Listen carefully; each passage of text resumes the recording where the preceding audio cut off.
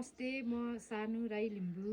यहाँनिर काब्रा उसिन्नु आँटेको यो मासुहरू अब जेसँग मासुहरू जेसँग नि खाँदा मिल्ने अर्गानिक अब उसिन्नु आँटेको।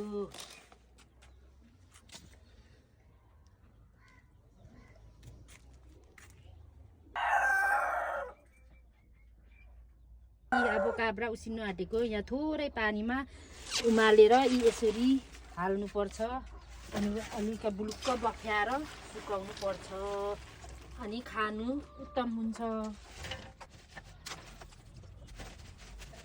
छोप्यो अनि छोपेपछि अब उमालेर निकाल्नुपर्छ।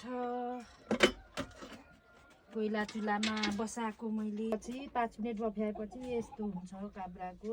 अब यो निकालेर यहाँ सुकाउनु पर्छ। कोइला चुलामा उसिनेको मैले चाहिँ यसरी सुकाउनु पर्छ।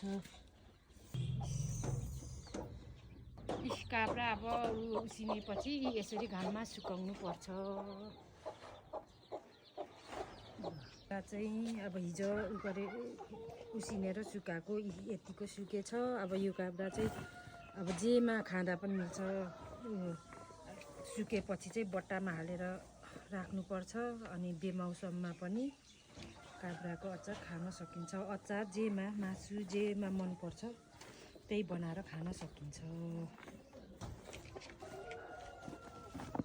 घाममा सुकाउनु पर्छ यसरी।